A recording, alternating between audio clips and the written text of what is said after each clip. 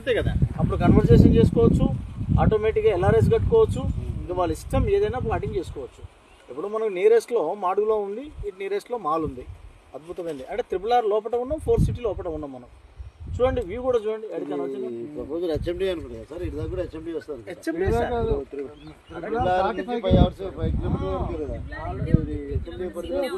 Gazette notification వచ్చేసింది.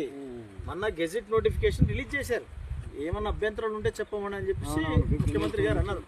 So ఇది HMT ప్రిన్సిపల్స్కి వచ్చి 4 సిటీలోకి వచ్చినటువంటి అద్భుతమైనటువంటి ఫామ్ ల్యాండ్.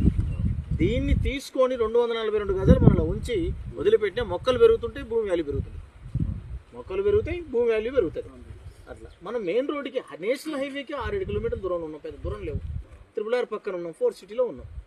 అట్లా మన కస్టమర్స్ ఎవరైతే ఉన్నారో వాళ్ళని తీసుకొచ్చి చూపించి ఉన్న విషయాన్ని ఎక్స్ప్లెయిన్ చేస్తే, మీరు ఇంకో విషయం చూడండి, ఇక్కడ ఫామ్ ల్యాండ్లలో నీరు వసతి బాగా ఉండాలి, రోడ్డు కనెక్టివిటీ ఉండాలి, అవునా లేదా? రోడ్డు కనెక్టివిటీ బాగుంది, లొకేషన్ బాగుంది, ల్యాండ్ బాగుంది. చూడండి ఎంత మంచి ల్యాండ్ ఉందో, బంగారం లాంటి ల్యాండ్ అది.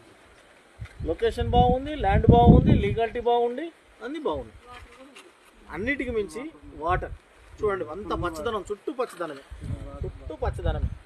బోర్ ఉంది, ఇంకా మనకు అద్భుతమైన బోర్.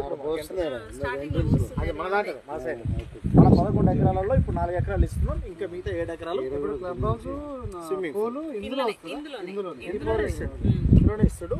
ఇప్పుడు ఈ 50 కంప్లీట్ చేస్తున్న మళ్ళీ అలాగే వెళ్ళిపోతాం.